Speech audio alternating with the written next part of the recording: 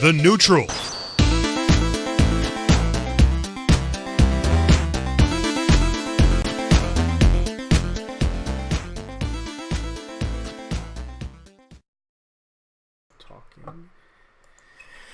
Hey everyone, hold up, I'm paused. Let's see if I can get myself to be moving on camera again. There we go. Hey everyone, it's been a long time since we've done the Neutral. I don't even know if all of this is set up correctly. I'm Amanda Stevens.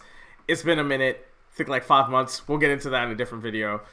With me today is esports FGC journalist Daniel Rosen. You guys may know him from like a bunch of different videos for TheScore Esports. We're going to be talking about his journey as a fighting game lover and content creator. And then we're going to be talking about the Capcom Cup. Because, you know, sometimes I want to talk about current events, and the Capcom Cup is fast approaching. So without further ado, let's get Daniel onto the screen. Oh, there he is. Look at that beautiful face of his. Hello. Hi there. How you doing? I'm doing pretty good, you know. It's been a minute since I've done one of these. I've been so busy with the Red Bull Conquest Tour, and now I'm here to do my own content once again.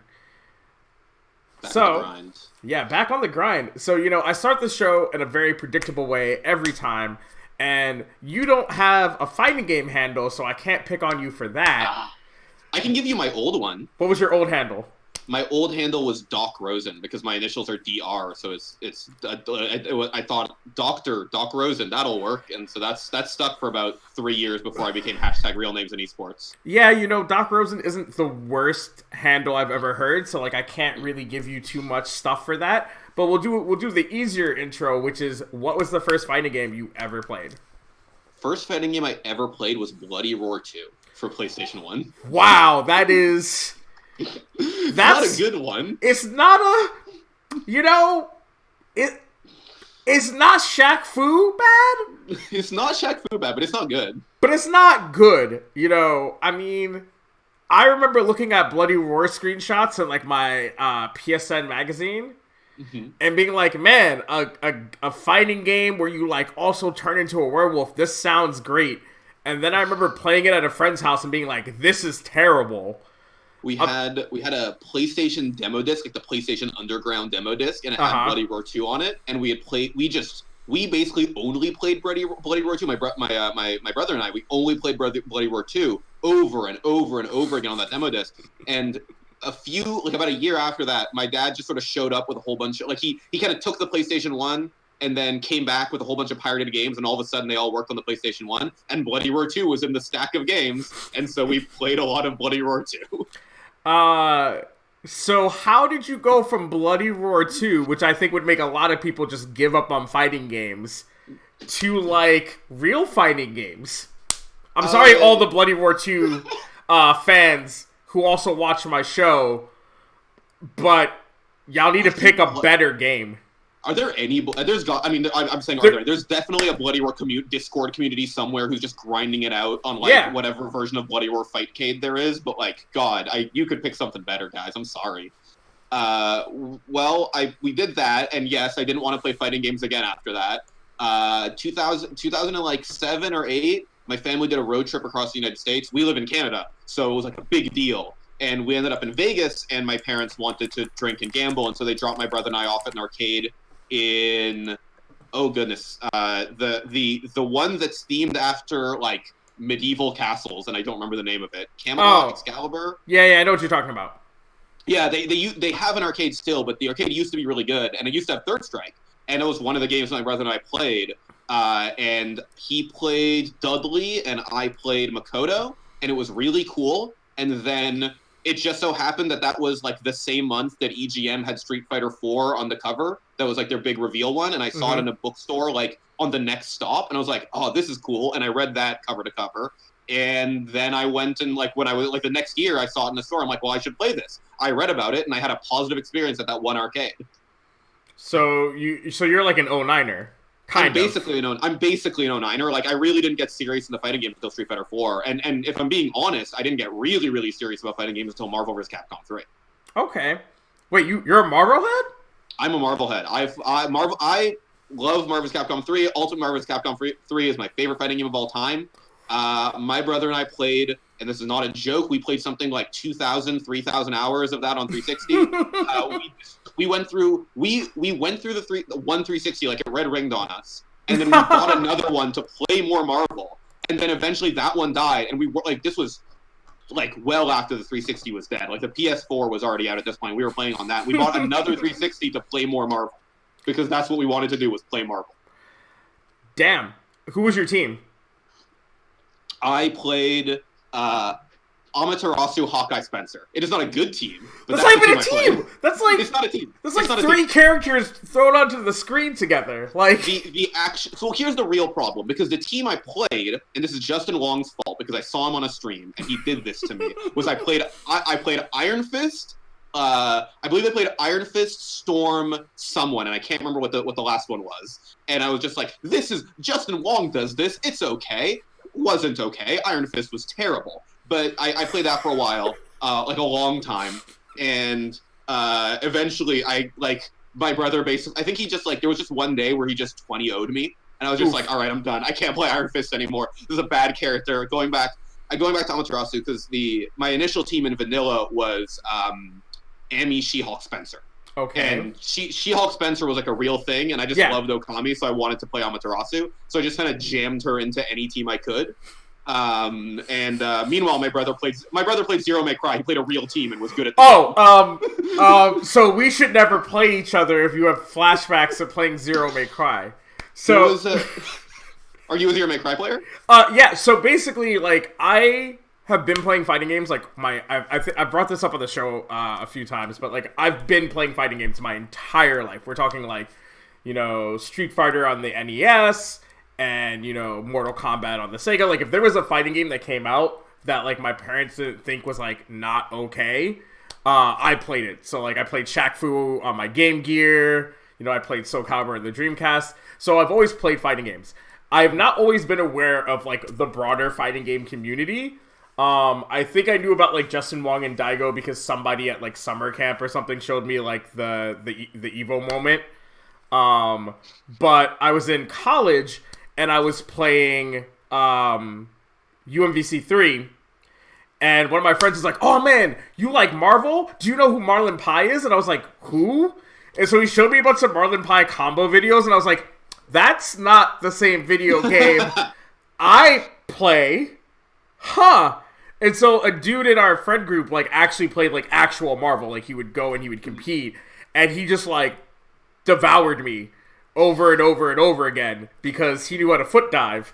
And so I was like, all right, I'm gonna learn a real team. And I like wasn't good enough to master anything other than Zero Infinite loops. So Zero May Cry became my team because the other two characters is just strong neutral. It's not like any of the more dumb shit that other characters you need to do, right? So yeah, I was a filthy Zero May Cry. There's nothing wrong about that. There's nothing wrong about that. There's a beauty to doing Zero lightning loops. It's just I was on the receiving end of them for most of my teenage years. I mean, I also used to play Chris G's team. Just was very bad at the Doom part of the team.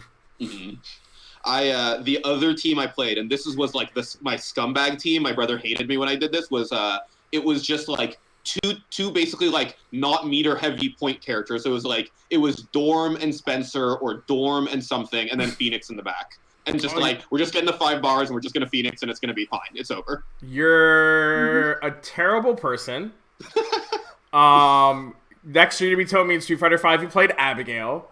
I never played Abigail. No, you mentioned before. Of course, you played Abigail. Whoa! There's no need to dig up dirt on the host here. I'm just saying, like, I'm an honorable Street Fighter V player. I play a garbage character. Her name is Sakura. She is trash, and I play her because I played her in Street Fighter 4, and I played her when I basically went back and played old fighting games after I picked up Street Fighter 4. I was like, I should learn about old fighting games. This is a thing I should do because I'm a nerd and I have no life.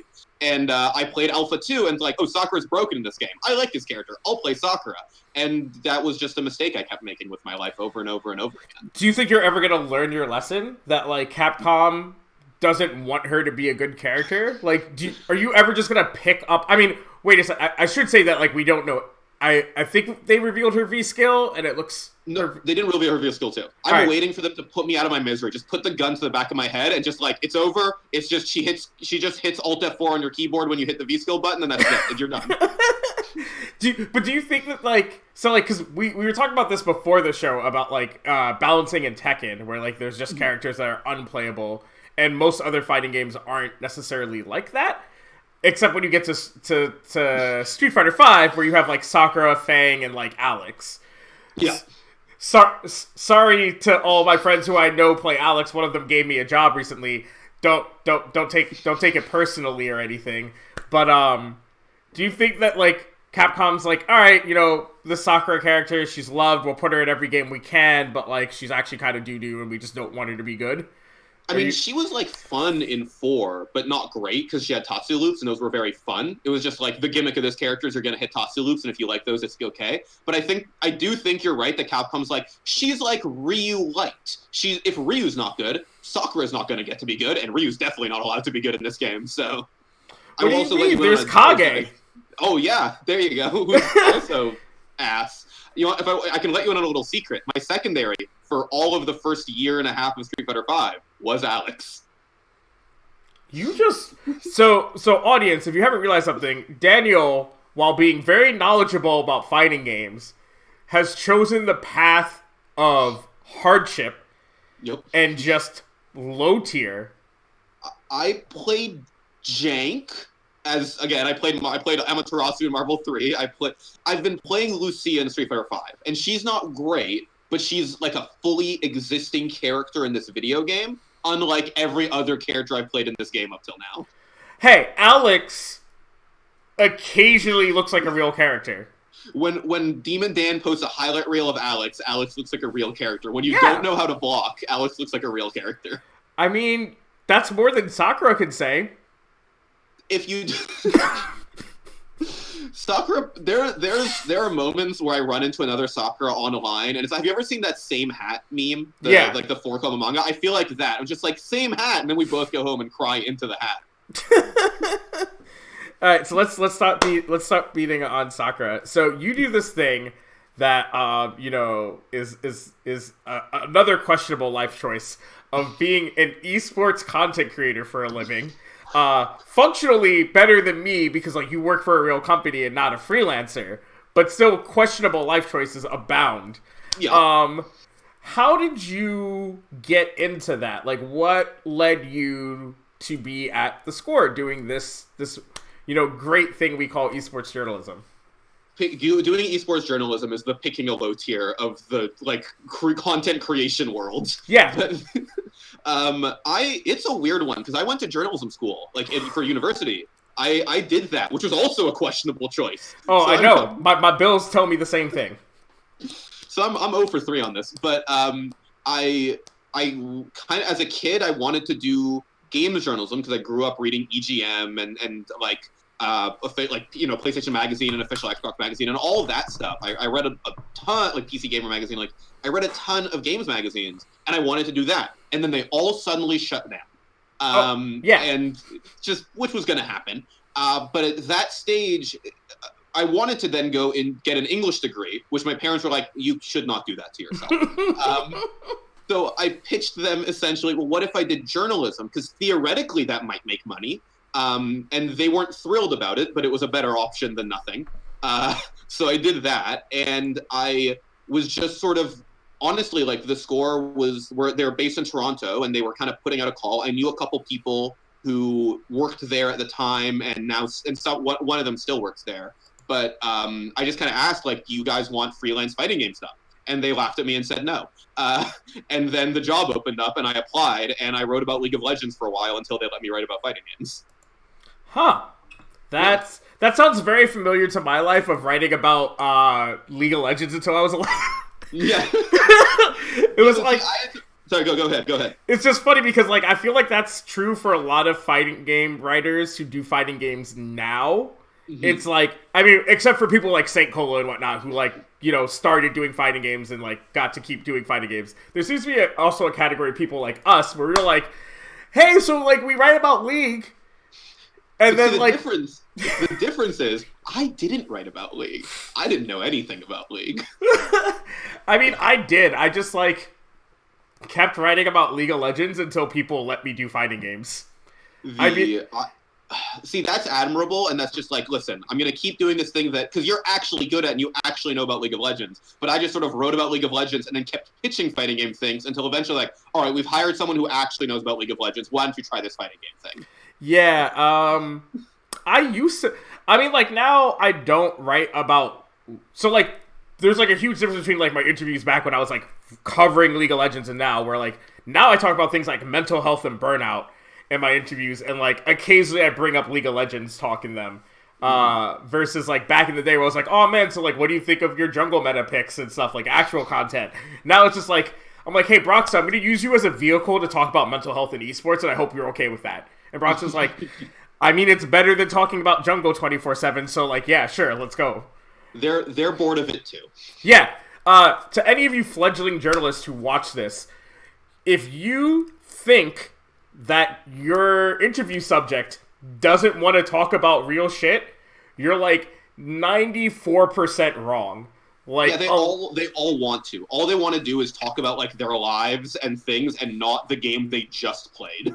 Yeah, like for example, one of my favorite interviews I've ever done is with GamerB Evo 2016, because right before the interview, it was me, GamerB's wife, Snake Eyes, and Snake Eyes' girlfriend, joking about the fact that all of their interviews at some point involve, do you think X character that you play is good? And don't you think it's difficult to play X character you're good at in the current meta? Because at the time, GamerB was only playing Nakali, and Snake Eyes was only playing Zangief, two not very good characters at the time that only they were playing. And they both just cracked up at the same time when I said that, when I asked that as like a fake question before the interview started, because they're like, you have no idea how many times we've been asked that this weekend, or just in general. So trust me when I say that if you can get them to talk about like normal human shit, they would much rather talk about that. Yeah. The secret is when somebody wants to talk about something, and it's usually the thing they don't talk about all the time, it's going to be a better answer. That's the thing they never teach you in journalism school. They're like, do all your research, ask them everything, know everything. Where the real answer is just like be a person and they'll be a good interview. Yeah, it's pretty true. So like you've been doing this for a minute, almost as long as I have. How do you think, well, it's two questions. We'll stick to the one that's the focus of the show, which is fighting games first, but I do want to talk about it a little bit more broadly, which is, what do you think has changed about esports journalism and its relationship with fighting games from like, because when did we first start talking, like 2016? Yeah. So like, we're 3 years later. Like, do you think esports journalism's relationship with fighting games has changed in 3 years? I think it's changed really significantly, especially because there was that middle ground that you probably know all too well, where it just kind of went away for a minute. It's, a lot of esports outlets tried and then stopped trying, and then tried again, and then stopped trying, and now it's kind of back for a minute. Because I know this from my experience, like even within like working at the company, like I tried to make fighting game coverage a thing, and it didn't work, and I wasn't like told to stop, but like the pitches even internally were just like, let's try something else right now. And I think a lot of it has to do with trying to cover fighting games like they're not just any other esport, but in that mold we just talked about, right? Talking about the super hardcore analytical side of it, I just don't think was ever super interesting to even people within the FGC, because like to a certain extent, either you know it or you don't care about that stuff, You don't care about, is it hard to play Zangief when Zangief is bad? You either know that it's hard to play Zangief when Zangief is bad, you know what he has to do in the matchup, or you don't give a shit, right? What you're more interested in is that I think every person in the FGC is interested in like that human interest angle, right? Is interested in like, hey, these pro players, they're people, and I'm in the bracket with them. What are their lives like? Not from this like glorifying perspective, but from a just human like, hey, let's talk to these guys as people. I think that was something that esports journalism was missing in general for a while, and not that it was anybody's fault. I was certainly, everybody was guilty of trying to do the very sports style interview for a while. Everybody was guilty of getting the, we just went out there and tried 110% answer. everybody tried to cover League of Legends like it was soccer, and then everybody tried to cover Street Fighter like it was League of Legends, and it didn't really work super well, I think. And I think we've kind of come around to trying to cover fighting games specifically, but hopefully esports holistically as these stories about people who love these games and really care. I read a lot of the Red Bull articles back in the day, like the casuals and stuff. Mm-hmm. And I think they did a really good job of profiling people, well in a way that I wasn't seeing in fighting game media at the time. Yeah, I think that's super true, and I think one of the reasons why we're seeing another resurgence in fighting games is we had a really interesting Tekken World Tour last year, right? Where we had this guy who won, who was who played a super low tier character. Mm-hmm.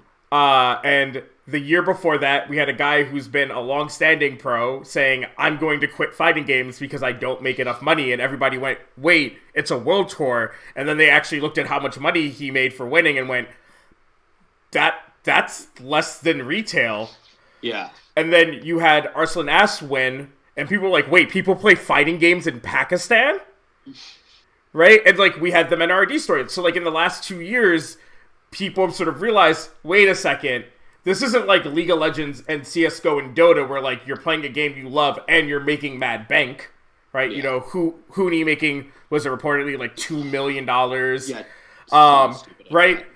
So all these people are going, wait a second, fighting game players are crazy. They are traveling around the world playing these games for chump change if you're not playing Street Fighter, right? Mm-hmm. If you're not playing Street Fighter, you're not making money specifically off of wage, really. Yeah, you're making money because you have sponsors and you're playing for a team and you stream really well, but you're not making money because you came in top 8. Mm-hmm. So I think that sort of propelled other people's interest into fighting games. That and Sonic Fox. I mean, Sonic Fox was huge. It's undeniable how important Sonic Fox was, I think, for a lot of this. I think Sonic Fox also is another reason why people went, there's this guy Sonic Fox and he's a fucking national treasure. Yeah. Maybe we should look at these things again.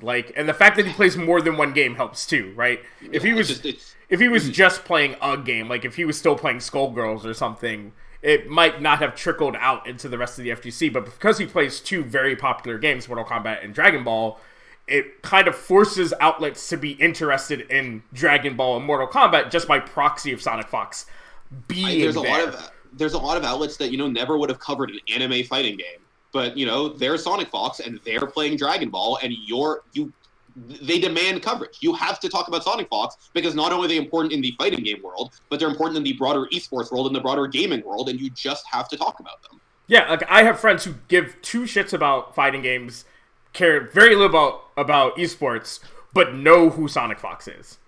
Yeah. I have the same thing, right? I tell people what I do for a living, and they're like, oh, do you write about Sonic Fox? That's the first name they think of. That's who they are now, right?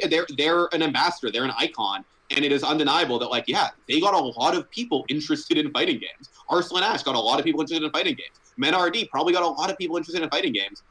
Representation matters. Haha, isn't that crazy? But those stories are really powerful, and they got a lot of people to take a second look, at this genre that they may have ignored otherwise.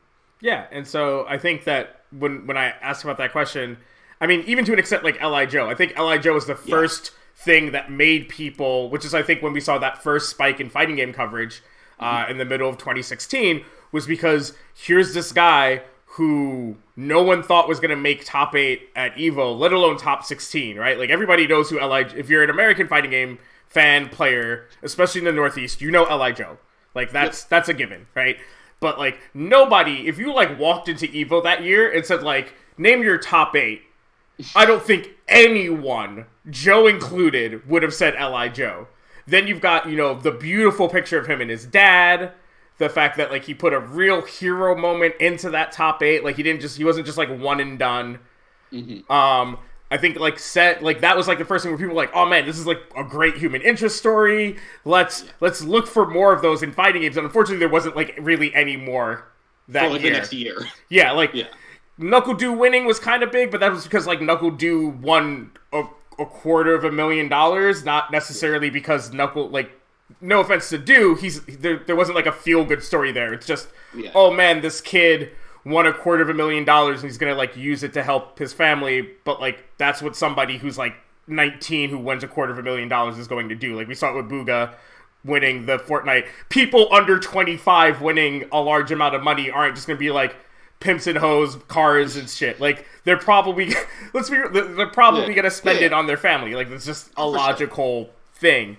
So I think that's where we saw the dip again. Is like, oh, we had this one really great human interest story. Where's the rest of them? And it's like, well, sorry, you're gonna have to wait another year for NRD to win.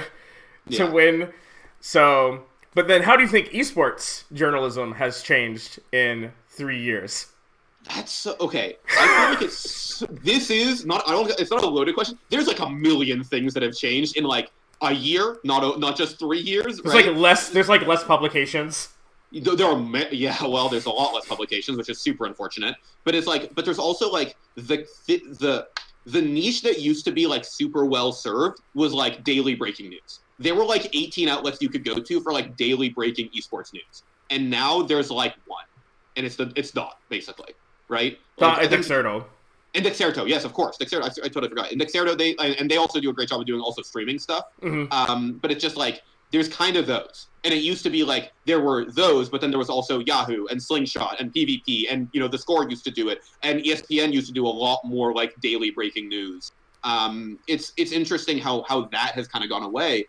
Not entirely, but like that niche was not deemed as important to serve. Then it went really hard into features for a while. And those have also kind of faded, right? Features were a really, really big deal. Like the giant features from especially league writers back in the day were like so huge, and now you just don't see them as much anymore. You see guys like Stuchu and guys on Dexerto who still write some of those, but you don't see them as often.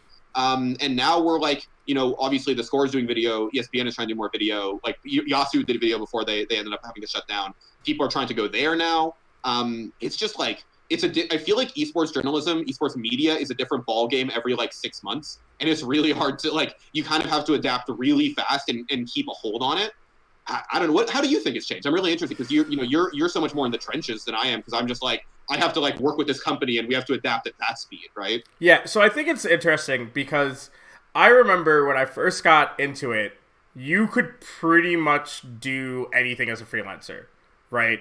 You didn't necessarily need to. I feel like back in the day, you could be a very niche freelancer and still get gigs. If you were like me, right? I got a lot of gigs because I was just very good at interviews, and I didn't really need to do anything else. I just had to be the interview monkey.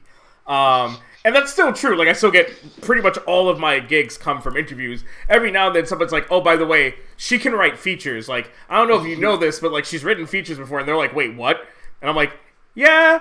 And then I do random shit for like the Esports Observer, right? Like that happens. Yeah. But now I feel like you have to be able to do everything. Because there's less outlets, right? When I got into this, there was the score was taking freelance. This is from a taking freelancers thing. Doesn't say like outlets are gone. So like there was the score, there was Red Bull, there was HTC, there was Yahoo, there was Slingshot, there was PvP Live, there was just so many different outlets that you could just constantly pitch to, and eventually somebody would take the content. Now I feel like because there's so less outlets, you like can't be you can't just like renegade, do an interview and then like pitch it, because if the 4 outlets taking freelancer pitches don't take it, then you just wasted your time. Yeah. Right? Like back in the day, I could interview Yipes, and if Slingshot didn't take it, Splice or somebody would have eventually. Like eventually in a week or so, somebody would have said yes to the pitch. Article on the website, done. Now from the freelancer perspective, you have to just like actually talk to these outlets and be like, you can't be as much of a mercenary, it feels like, which is why you're seeing a lot of these freelancers only freelance one place. Yeah. Because you need that like open line of communication for pitching, because otherwise you're wasting your time. And if you're freelancing full time, you can't waste time.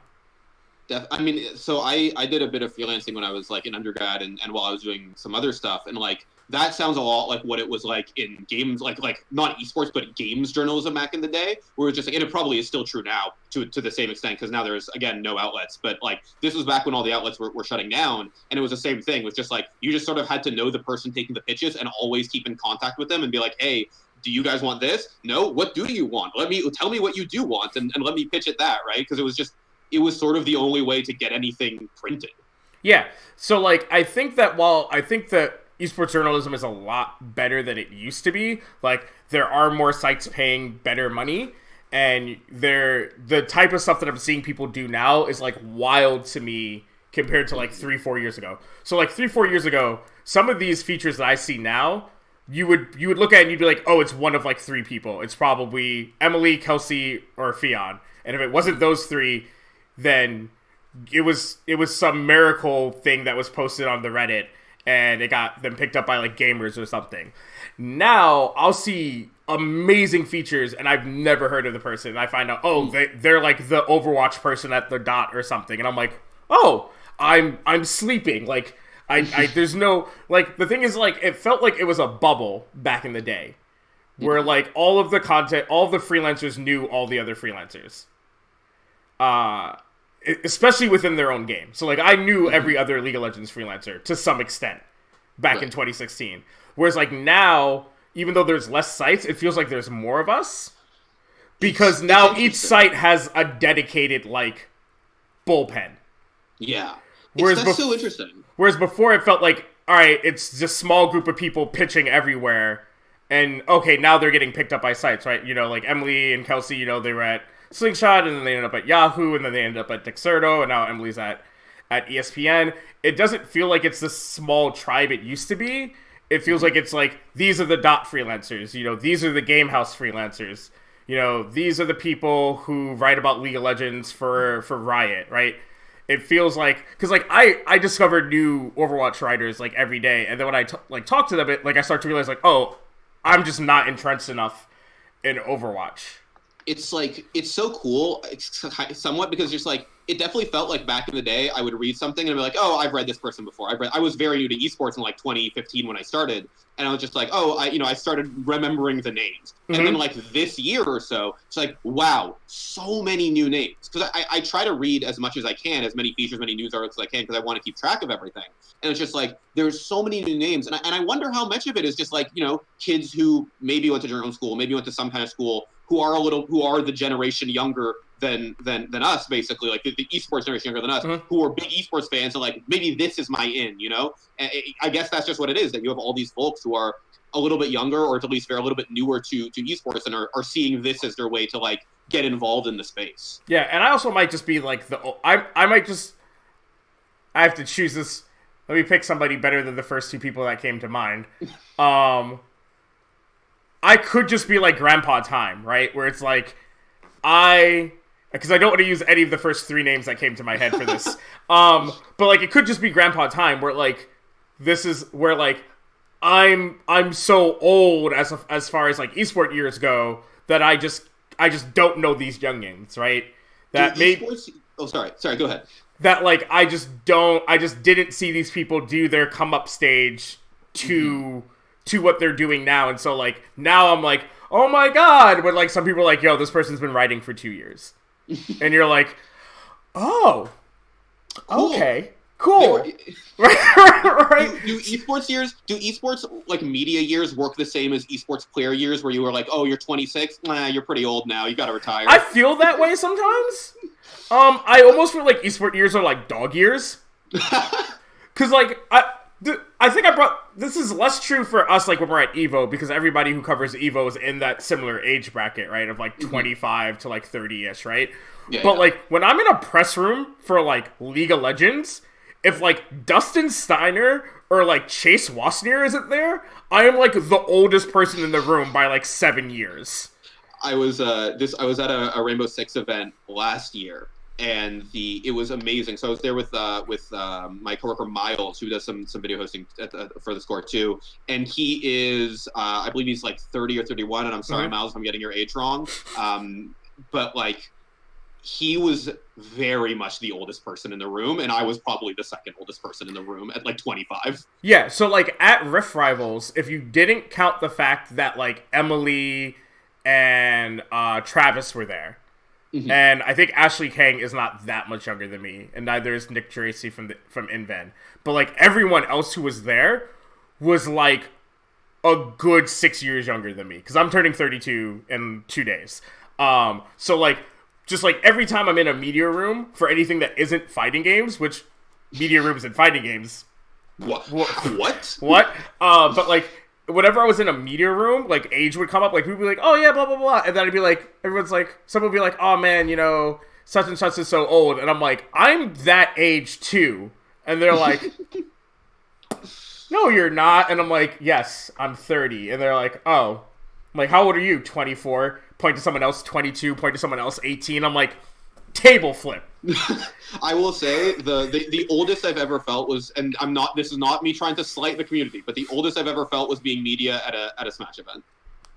Which is weird, because like for the most part, all the gods are like our age. Yeah, everybody, like, there's a lot of older folks, not old folks, because nobody's old, but there's a lot of people who are like, of reasonable age, playing the game and caring about the game, but like everybody who is writing or doing media for that game is like 19, and it's wild.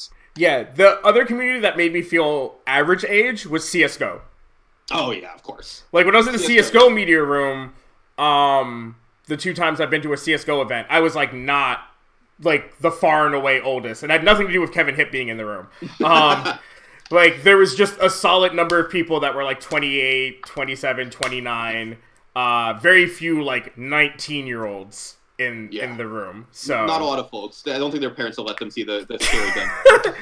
I don't know, man. You know, Army is a big sponsor of that. Maybe parents are like, oh man, you'll give up these video games and join the military and do something with your life.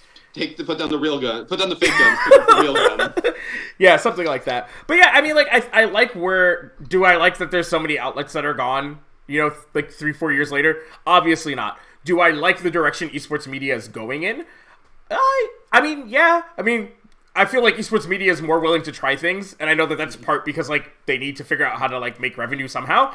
But, like, when I first started, like, a lot of outlets were like, we're not a video outlet. Like, we don't do that. We're not a podcast outlet, right? We're not going to do that. Whereas like now they're like, hey Richard, you want to do a podcast for the show for our site? Richard's like, yeah, sure, I'll do the Dexerto show, and like that's a good show, you know. But like if you went 3 years ago, Dexerto would have never thought to do something like that, whether they had Richard Lewis in their bullpen or not.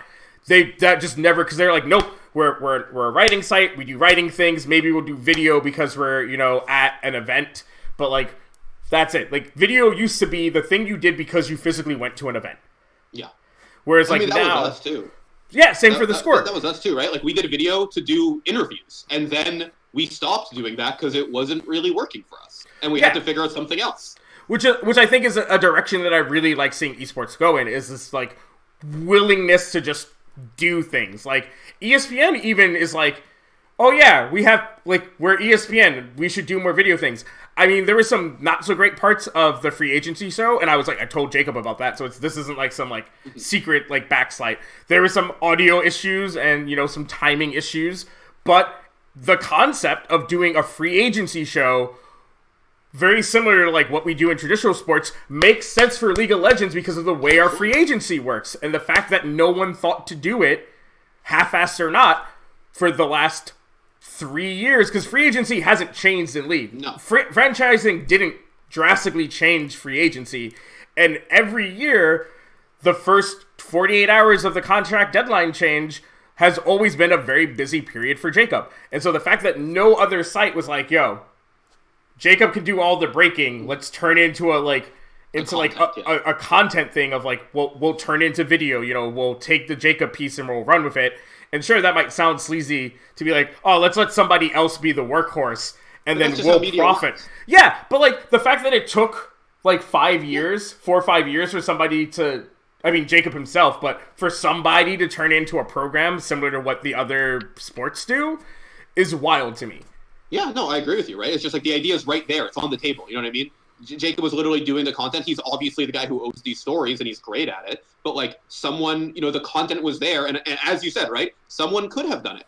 Anyone could have just said, okay, we've got these stories. Let's just say that it's coming in on the wire. Credit to Jacob Wolf from ESPN. Here's what's going on. Let's talk about the context. And it took them to actually do it. And again, whatever issues there were to show, it's an impressive concept, and clearly people liked it.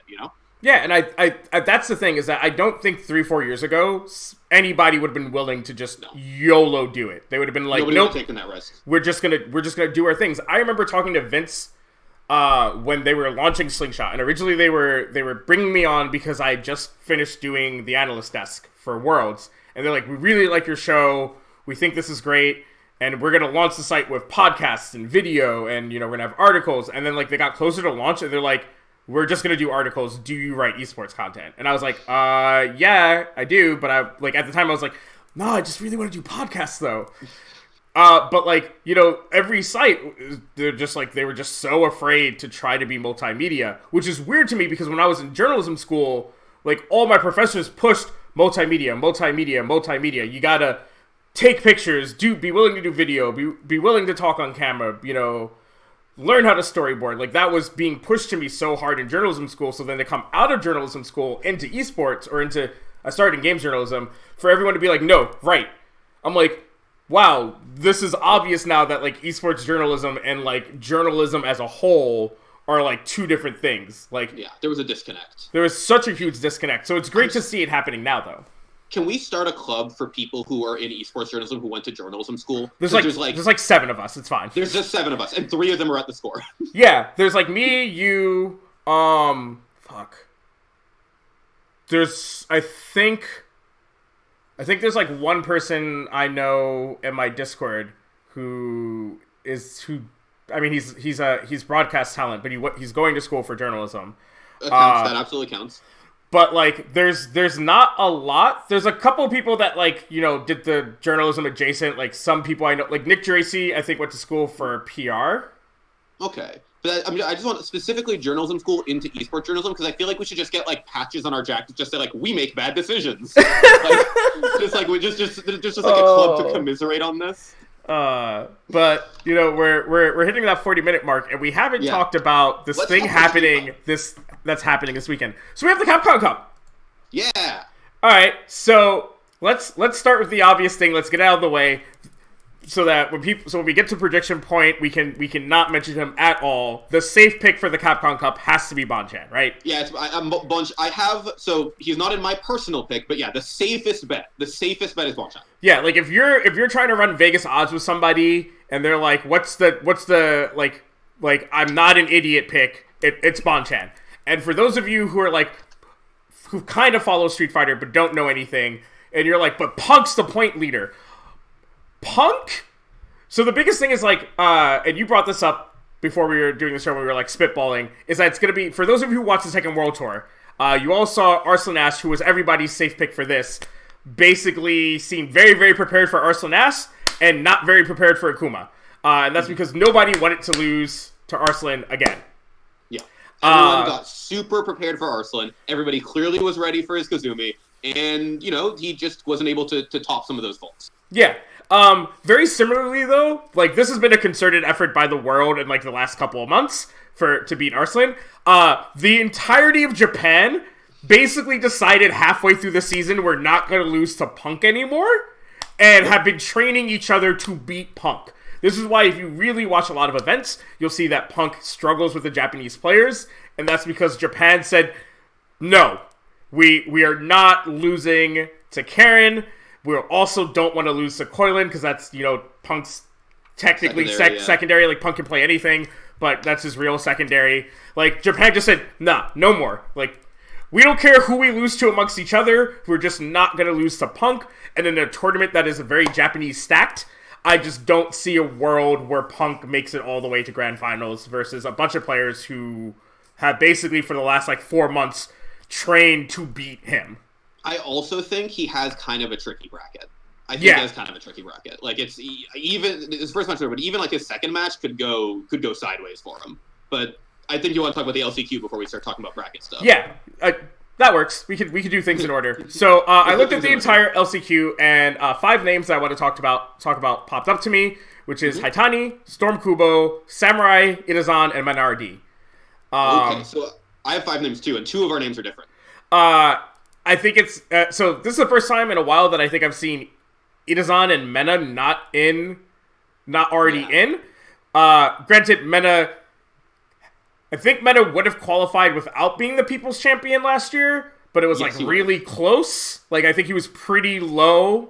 He would have been he was seed 30 something, I think 30 or 29 or something like that. Yeah, so he squeaked in with just points and made it because he was the People's Champion. So Mena not making it, little weird, but I don't think he traveled as much. I also think he's just had a rough year. His characters are both not very good right now. Like, he became an Abigail player, and he was also playing Birdie. Neither of those characters are particularly good. But I still want him to be a player to watch because I think that he's somebody who knows how to dig deep. And when he's in those, I need to win moments, he's shown that he can win. Itazan's the mainstay. He's Itazan. You can't doubt Itazan. Kichipamu's the new Itazan? Kichipamu's great and played really well this season, but the fact of the matter is, Itazan is the guy who will make a near perfect comeback on a Menat as Abigail. That's what he did last year at Capcom Cup. It remains one of the craziest feats I've ever seen in Street Fighter V. I never doubt Itazan because that is a thing he's capable of. He can run through this bracket. He's the kind of person who can do it. And some people are going to be looking at me about Samurai. I've been saying this for a very long time. I think if you look at Samurai in the Street Fighter League, you can tell that there's greatness in him. Yeah. Right? He has team-perfected teams with top players in the world on them. He has beaten Punk at Street Fighter League. He has beaten Knuckle Dew at Street Fighter League. He has beaten JB. JB's an American qualified. So the argument that people have of Samurai's just not good is just functionally not true. Samurai's the best NA player in the LCQ, without a question. Yeah, and so, and granted, there are people in this LCQ who he has lost to and loses to on a regular basis. But I think Samurai is the type of guy that if you told me, all right, you have $100 and you can't pick the first choice, the first 3 choices in your head to win an event, who do you put your $100 on? It's Samurai. Samurai is never my first 3 pick for any event, ever. Period of dot. Except for Street Fighter League. But I can see a world where if the bracket favors Samurai, we don't have the bracket yet because today's the last day to register. If the bracket's just right, he can do it. I think he could do it. Yep. It's kind of how I feel about Zhang Ding, right? Zhang Ding is a guy that I'll never sleep on because Zhang Ding can just mess some people up. This is Samurai and Zhang, these are dudes who just will show up on the day and be great because they're having a great day. And he might make it and then 0-2 Capcom Cup. That could happen. Maybe. But I do see a world where Samurai makes it. And then Storm Kubo I don't have a lot to say about. It's just he was a name that popped up and I was he didn't qualify. And then I looked and I was he didn't qualify. Yeah. And then there's Haitani, who I just criminally don't understand how he didn't make it this year. He just, I don't know. I don't know if he didn't travel or what. Let me pull up his results this year. I will. Can I tell a funny Samurai story? Sure. This is one of my great shames as a person who did a lot of news writing. I wrote an article, I think, back when he got signed to Winter Fox in 2015. Oh my god, way back in the day. Way back in the day. And he traveled. He just didn't place high enough at premieres. Yeah, that happens sometimes. It looks like he just didn't have a great season. But I mean, it's Haitani. You can literally never count out Haitani. Yeah, he didn't travel a lot, and 17th final round, 25th NCR, 5th at the mix-up, 4th at Combo Breaker, 13th at Taipei, 33 at CEO. So he only went to premieres, which I think was a very risky choice on his part. Yeah. He has no ranking events. Yeah, that's tough. It's hard to build up those little excess points. But yeah, I was going to say about Samurai. So I was writing that article about him joining Winter Fox, and I made a horrible typo. And instead, his name is Mikey, M-I-K-Y, I believe. And I had typoed Milky because L is right next to the K, and autocorrect is a thing, because I wrote this article on my phone, and it autocorrected Milky, and my editor didn't catch it. And then we had like an ad. We were doing sponsorship stuff through Evo that year. And I guess that is when he noticed and pulled up the ad, and we used to have player tags, so you could search. You could search Samurai, and I assumed just he clicked his name or something, because then he tweeted, "Hey, my name's not Milky," at TheScore Esports, and I felt so bad. I felt extremely terrible. All right, so who are your 5 names? So you mentioned most of them. You mentioned Mena, Haitani, Itazan, Samurai. I did not have. Oh goodness, there's one other person you mentioned that I didn't have. So mine Kubo, were Storm Kubo. Storm Kubo I didn't have. But the one I did have was MOV. MOV is in this bracket. Oh wait, MOV, what? Did I miss that? People up. I must have, because MOV. I replaced Storm Kubo with MOV. My bad. The master of vampire. MOV. If you're watching this, I'm sorry. I do believe in you. I just can't read. It's alright. There's a lot of people in this bracket. There's a lot of folks who I think are really good in this bracket. Oh, so granted, Commander Jesse's in here. There's which ZJZ is here. Christy C. Acid's there. There's a lot of really good names. But if you were to say all right, who's making it out, and you make a short list, which is our jobs for a living, is we make these short lists, and we're sometimes right, we're sometimes wrong. This is my short list for who makes it out tomorrow. My money is on Itazan. My dark horse is MOV. My money is on Itazan, and my dark horse is Samurai, but I honestly think it might be Haitani. So yeah. Now let's look at our actual qualified people. Yeah, let's look at this bracket. So I don't have the bracket pulled up because I'm a nub. I'm just gonna do this raw dog. One, we got Yay America. Yep. No, and some new American names. None of these Chris G, Justin Wong people. This is the first year Justin Wong's not a Capcom Cup. First year ever. Yeah. But it's a big moment. And also, let's just look at some of these names and see if they played in this somewhat brand new league. JB, IDOM, 801 Strider, Smug, Knuckle-Dew, and Punk. Yep. They all played in something this year. Oh man, what's it called? Oh, the Street Fighter League. It's so crazy to think that just getting all the NA players and having them play together a lot, like Japan did, would make them all better. But it turns out that it worked. I'd also like to point out, even though they didn't make it, that there is also Shine had the season, and Just a Kid. Just a Kid fell off a little bit more because travel and points, but Dual Kevin also, was qualified for quite a while. He was qualified for a bit.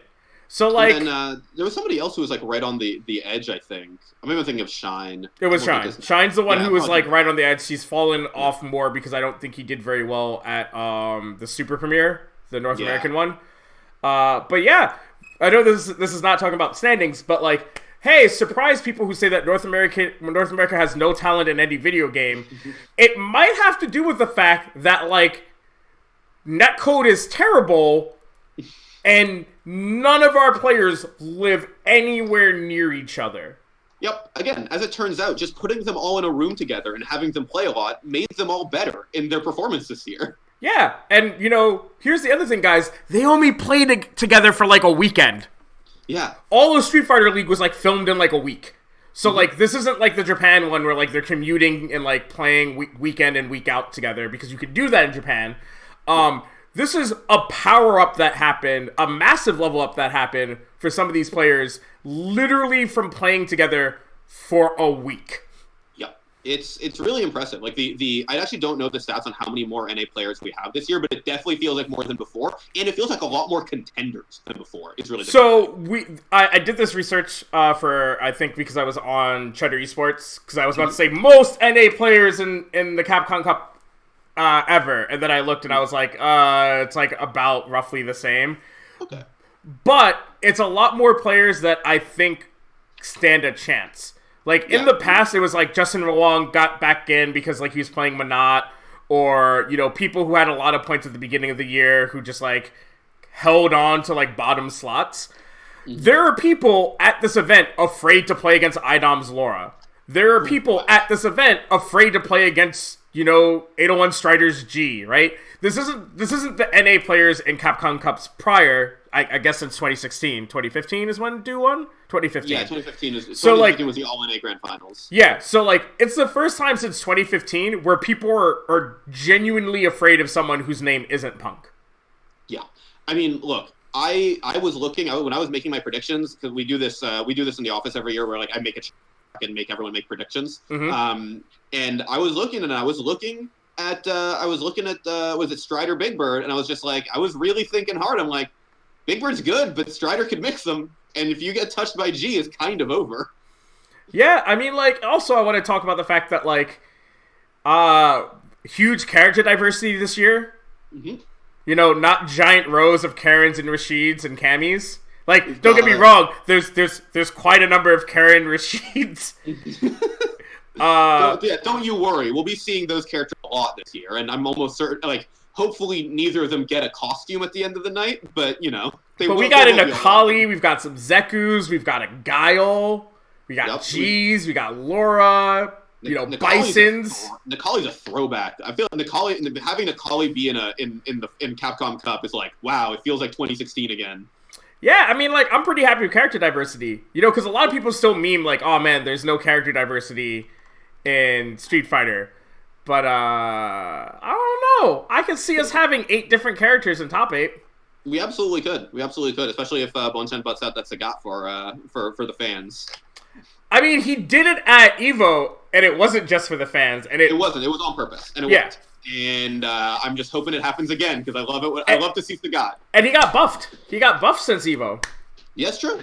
So we might... I mean, he's probably just going to play Karen to be safe. Like, he says it all the time, that he's like, I don't have too much faith in Sagat. I just play him when I think it's, like, not the riskiest thing to do on the planet. Yeah. So, like, who is your top 8? Okay, so my top 8 is... You should link me to the bracket so I don't make a top 8 that here, let me feasibly cannot happen, because I've done that before. Let me send you this thing for the predictions. Okay. I'm just going to link it in Discord, and you can just, like, hit the prediction button if you want to. Sure. But if you otherwise, just click the bracket tab to see it. Okay. But my top 8, I've got Angry Bird, Hot Dog, Bonchan, Fujimura, Fudo Momochi, Big Bird Daigo. Okay. How do I... So I click prediction... Oh, bracket. Yeah, just click bracket, and then you can just, like, follow the line. If it'll let me. Yeah. Oh, there we go. Okay. Nice. We got this. All right. Okay. So I like your top 8. Oh man, so there's somebody I want to talk about real quick before I make my prediction, which is Zenith. Zenith is, as those of you who've watched the show know, I run a ad for eFight Pass, and Zenith is the less talk about eFight Pass person because Arsenal Ass is also eFight Pass, and so he gets all the recognition, all the love, all the attention. That's but Zenith is there too, and yeah, I feel bad that he has to play Punk round 1. Followed world's best matchup, Karin Minot, especially when you're Punk, is like that. I feel pretty good about Punk in that one. And then he like plays, I think, the loser. So it's like one. So it's loser of 1 and loser of 2. He then plays the loser of Matrobo Angry Bird. Yeah, it's not. I'm sorry, dude. I would have loved to see, you know, LATAM representation get passed, but I definitely, unfortunately, predicted a 0-2-1.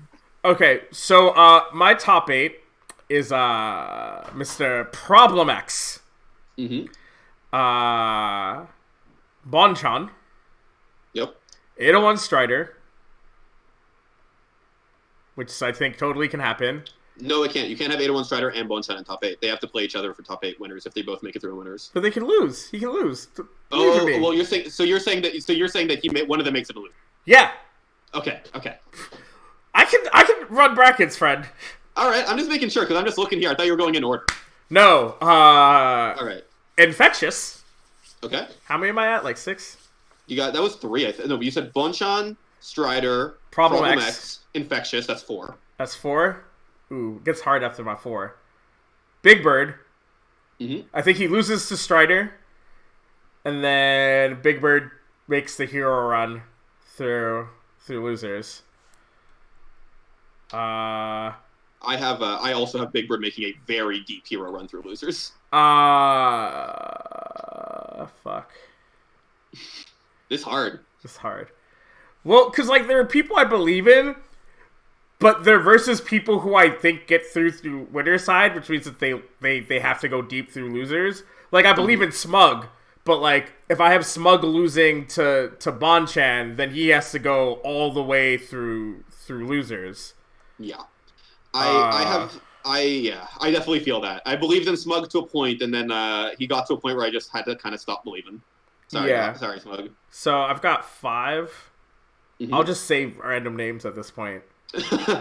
Sako. Okay. That's Haitani from from the LCQ. From the LCQ. So here's the thing. When I do this prediction thing, I always say if you pick the LCQ to make it to top 8, you have to tell me who the LCQ is, and if you get the LCQ right and the LCQ win, you automatically win the prediction, no matter what the points say. You just win because you won 2 brackets.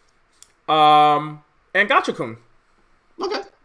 Now, so I will say, for those of you not playing along at home, I predicted Nemo to win his LCQ, and then also predicted him in the top 8, and I was right on both accounts. Okay. So Haitani, if you're listening, I have a very high prediction success percentage, and I am putting all of that on your shoulders. No pressure. No, don't. It's not. You're not putting pressure. This is the blessing. You're giving him a blessing. Well, I don't know who I picked for the LCQ last year. There's probably video footage somewhere where someone can be like, "Well, I remember," and I was like 100% wrong. It didn't happen. So but, if you can't remember, it didn't happen.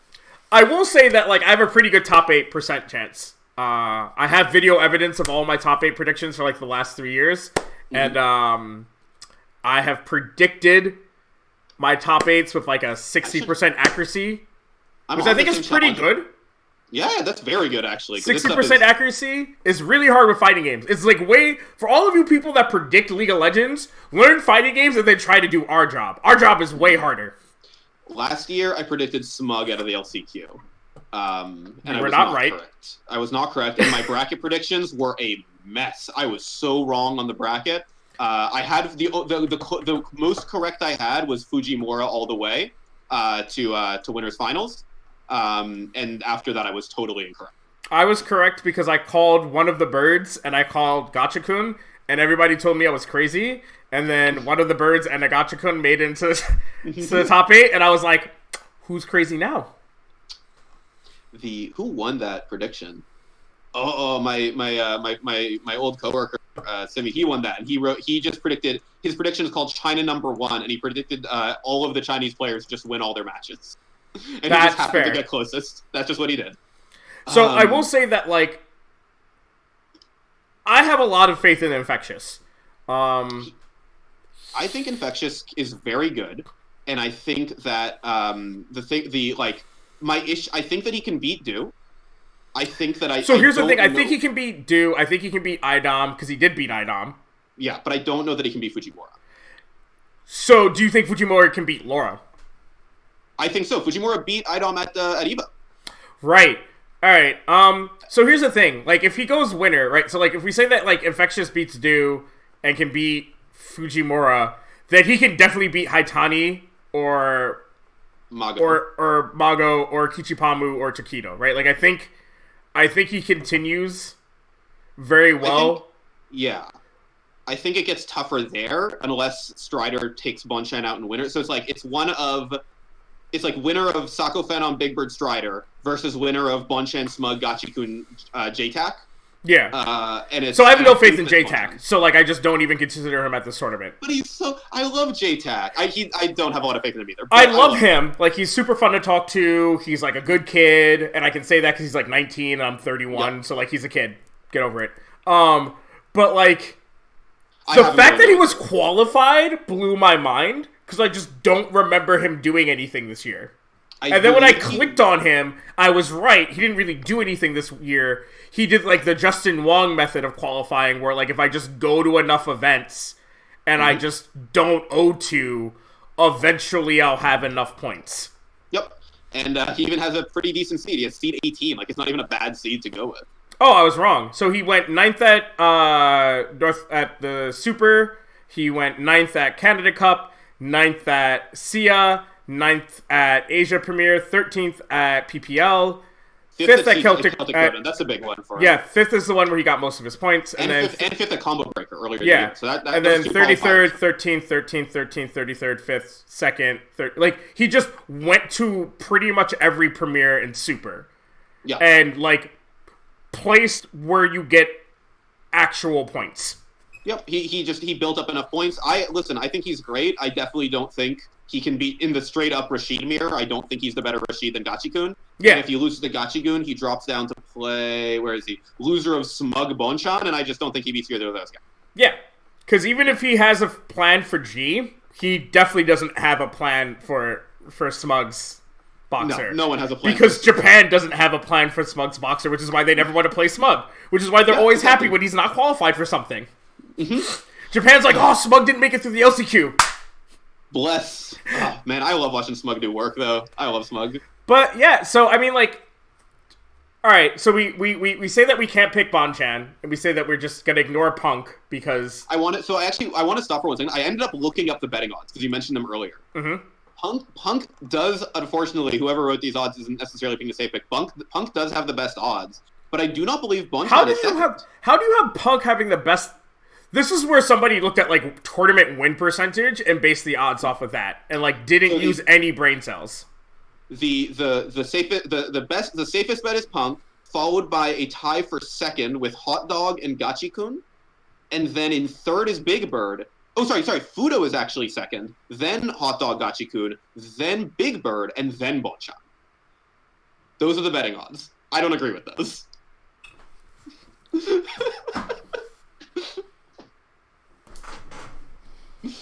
I'm just saying there might be money to be made here. Like we could probably get loaded on this one. Man, this is how I made money when I was broke by betting on League of Legends back when like people didn't know better. Oh man, I really want to know where. This is on Bet365. Like these are their odds. I can see the argument for Fudo being second. Fudo. I mean, the thing with Fudo is that he's always very good. Always very good. He might not win, but he's always very good. So like, I could see where they just like math this out, where it's like, how many of these players have top 8'd Evo, how many of these players top 8'd Evo Japan, and how many of these players have like top 8'd other Capcom Cups, and then just like ran those hard numbers, and then like also ran like top 8 percentages. And so in that world, I can see where Bonchan is like 5th or 6th on like top 8 percentages. I just missed this. Big Bird and Tokido are tied ahead of Bonchan. And it's just like, why is Bonchan so low on these odds? Well, because like I said, I'm guessing it's like top 8 percentages. Yeah. And if you look Bonchan, not this year, but like, if you like did like a big historically, his top 8 percentage is pretty low. You're right, but I'm just like, then why don't you put like, again, historically, Daigo had like 2 or 3 great seasons earlier, and he's like super low, you know? Because look, I didn't make these odds, so I have. I'm just you're. I'm not blaming you. I'm just looking at these. I'm like, maybe there is my hat is gone because I just. All right, so like if I'm not saying Bonchan and I'm not saying Punk, because even though according to betting odds, Punk is, which is what I thought, Punk is the safest bet. We know that Japan is prepared for him, and he has to go through so many players that know how to play against him. His weakest matchup is the person who he could face who has the weakest matchup into him is Problem X. Yeah, I agree. And they could be on a collision course, right? No, are they another part of the bracket? No, they're at the same part of the bracket. Yeah. So Problem X beats Daigo, which he used to have a problem with Daigo, but I don't know if he still does. Because Ely, he got spanked by Daigo. They were really close. I can't remember what tournament that was, but they were very close. They've been close before. I mean, Guile is bad for both Bison and Abby, and Problem just doesn't like that matchup, like he said as much several times. I think that it could go either way. I think Daigo has been shaky as hell all year, but it's Daigo. Sometimes he just rips out a DS flash kick and wins the match for no particular reason. Yeah, so the way that Punk faces Problem X is Problem X beats Daigo, And then Problem X beats Momochi or NL, which he can do. Yeah, he could do. He can beat Momochi. He can definitely beat NL. I'm sorry, NL. I like you, but... Yeah. You have troubled with Bison in the past, so I don't expect you to just, like, randomly have learned the matchup when you're from a region that doesn't have any Bison players, so... Yeah. Don't have any Problem X Bison players, which is very different than the rest of the Bisons. Yeah. And then Punk has to beat Zenith and then Machabo or Angry Bird, which I think he can do both, because he's Punk. He could, yep, absolutely. So yeah. But my pick for winning is Infectious. Okay. If I'm not allowed to pick Bonchan, I have Bonchan as my prediction, but if I'm not allowed to pick Bonchan, Punk, those guys, it is Hot Dog. I think... So you're going with the Vegas odds? I'm going with are those the Vegas odds? Yeah, you already told me that he's like... Oh, he's like 144. I guess I didn't see that. Yeah. He's like above... I guess he's safer. I just think he's had a really good last chunk of the season. I also think his bracket is actually really nice to him. He plays JB and then Oil King, and I think those matchups are not bad for Bison. Oh, wow. That's unfair. Why can't Problem X get that part of the bracket? Right. It's like he plays Oil King or Nemo, and I think that he would win either, but I also think Oil King will beat Nemo. So he plays 2 Rashids in a row, which I think he can easily do, and then he plays winner of Fudo, Luffy, Shendo. Oh, wait, he dodges the fucking G's, too? Yeah. Oh, I thought he had to play G's. No, his bracket's really clean. I actually think, he has a really clean path to winners finals. I think Hot Dog is, a really clean path to winners finals. And I honestly think he could do it. I think he could probably even beat Bonchan, because it's Bison. Bison will do that to you sometimes. Hot Dog, he's not a dark horse or anything, but he's definitely, the guy I think who will surprise people who weren't paying attention to Street Fighter this year. Yeah, so that's how I feel about Infectious. Infectious, I don't think is a dark horse, and I've said this before. When I talk about someone like Infectious winning, it's not because I'm like, oh man, I want to pick the edgelord dark horse pick. I honestly think Infectious has shown us this year that if you give a player, I don't want this to sound like I'm comparing him to Arslan Ash, but I will say that when you give a player from a region that historically doesn't get sponsorship money, and you let them go to as many events as they want to, surprise, surprise, they qualify for the Capcom Cup with pretty decent seeding. Yeah. Right? And that's what happens when you give people money and you give them a chance. And Infectious has shown that with his year, that, you let this kid go to events and he will mix your shit. Absolutely. I think my only concern for Infectious is I think if one thing in the bracket goes wrong, he has a super hard bracket. Oh, yeah. I mean, he has to play the winner of Tokido, Mago, MCQ, Mago, and Tokido, Kichipamu. Not even that, right? So let's say Daigo Problem X goes Daigo. Oh, and then he has to play potentially a G. Yeah, and there's so let's say for a second that Daigo beats Problem. Infectious beats 2, but Infectious loses to Fujimura in the run back from Evo. Fujimura still has his number. Then Infectious is on a path to play Problem X and losers. Yeah.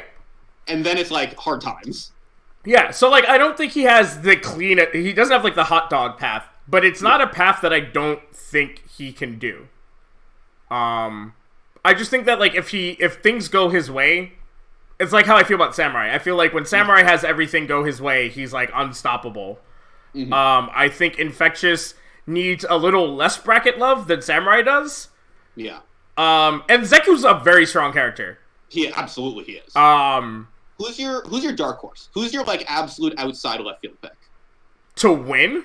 Yeah. Strider. Strider? Yeah, I'm probably with you right there. I think Strider could do it. All the Japanese hate G because they thought he was a low tier character, and then they just lose to broken. And then they lose to a G, and they're like, "Nah, this character's still low tier. We just don't know him." And it's what point is it? He's good. It was the same thing with Laura back in season 2, if you remember, right? And also, Birdie. Yeah. They historically look at characters that the West like to play, and they're like, well, the filthy monkeys of the West play this character. This character's terrible. It's so crazy how there's regional characters in Street Fighter sometimes, because Bison is an EU character. There aren't like Bison's an EU character, and now Hot Dog from Hong Kong. But, I mean, there's Toy and Dr. Africa, who I think are both very good. I don't think they're global good, but I think that they're quite good. Historically, like Bison's a European character. Yes, and then like there are characters who are like historically NA characters and characters who are historically Japan characters. Like it's so wild how that happened. Where it's just like sometimes you look, I'm like, oh yeah, there really aren't any like Japanese G players, or you go back to 4, it's like there weren't any Japanese Ables really. Yeah, and so I think that that's one of the things that Strider has going for him, is that, like, Japan still, last I've heard, thinks that G is not a character. They think that if you lose to G, you just, like, didn't play safe. And so you just deserve to have lost. Of course. Did you see the Topanga bracket, by the way? Their prediction? No, I did not. Okay, so they're predicting Big Bird winning. They predict Big Bird Momochi Grand Finals. That's spicy. It is spicy. They have Punk over Zenith, Machabo over Angry Bird, Punk over Machabo, Problem over Daigo, Momochi over NL, Problem over Momochi over Punk. And then on Big Bird's side, it's basically like Smug over Bonchan, so they believe in G. Gotchi-kun over Smug. Gotchi-kun over Smug. And then Big Bird over Strider fed on Sako, and then Big Bird over Gotchi-kun. Which is, you know what? That's like a very reasonable thing. Like, it's not my pick, but it, like, when you say it out loud, I'm like, yeah, that makes sense. That makes sense. I just love that they looked at it and I'm like, yeah, Bonchan's gonna get cooked. That's just like, the three of them looked at like, yeah, that's what's gonna happen. Smug's gonna get him. Yeah, so that's the thing, right? If Bonchan has to face Smug, like, if Bonchan could definitely get cooked by Smug, because he has in the past. Yep. One of the times they played, I think Bonchan won. Like, I think he beat Smug at NCR. I think that was the VOD I was watching most recently. So I was trying to find all the times that they've played together this year. And he... But it was really close. Yeah, it was very close. Yeah. So, like, we don't know how much better Smug has gotten at G since then, because NCR was quite some time ago. Yeah. We also know that Bonchan hasn't played a lot of Gs in between now and then. Yeah. So, whereas Smug plays against a lot of Karens. So, and I wouldn't say that Bonchan is the best Karen in the world.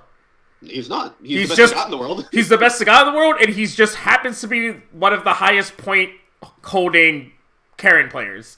He's just an extremely good Karen player. Yeah. He's very good. He's just whereas Smug has to play against one of the best Karens in the world on a regular basis. So exactly. So I do think that Punk's biggest nemesis on that side of the bracket is Momochi. Yeah. Which is someone who's been trained to beat him, so... Yeah, for sure. I just think that, like, Momochi is a guy that... I know that the Topanga guys clearly didn't sleep on him in that prediction, but, like, I think Momochi's a guy that some folks are sleeping on. He didn't have, like, the craziest breakout year or anything, but he is 9th in points. I don't sleep on Momochi. I just know that Momochi does Momochi things, where, like, he sometimes... Because Momochi is, like, one of the few Japanese rushdown players. Yeah. Who knows how to switch gears, and that's why a lot of people struggle with him, is because, like, he'll go rush down, and then in the middle of the round, he might just switch to being, like, turtly more reactive.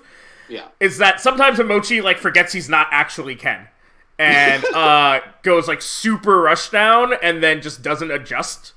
Momochi's also the guy who, like, I don't remember what year it was, but that time he went Ken mirrors with Chris T for no reason. Just no reason.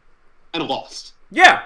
Because he thought he was the better Ken. But, like, yeah, he's just like... Momochi just does... Like, Momochi plays a lot with his heart, a lot more than I think some of the other Japanese players. I think a lot of the Japanese players are the way we view Koreans in League of Legends, where, like, the Koreans, historically in League of Legends, we view them as, like, they will always do the optimal thing 99% of the time.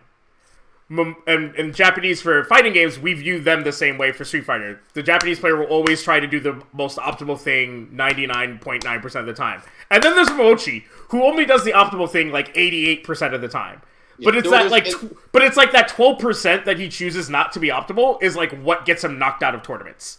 It's him and Itazan, who every once in a while will just be like, yeah, I'm just gonna jumping EX SPD and we're just gonna see what happens. Yeah, those two are the guys that, like, they do the optimal thing like way over 500, but it's that like 12% of the time that they're not optimal is what knocks them out of tournaments, and it's like what knocks them out of tournaments when, like, they didn't need to. It's not like they did it early in the tournament where they're like, oh, man, I'm just, like, feeling myself. I want to get into a rhythm for the day. They do it at, like, losers into top 8.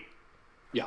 Where they're like, jump EXPD. Like, let's see what happens. Oh, oh, man, I got charged flash kick? Whoops. My bad. Try next time. The first time I saw Itazan's literal physical hands while he was playing the game was just like, this man's incredible. I love every part of him.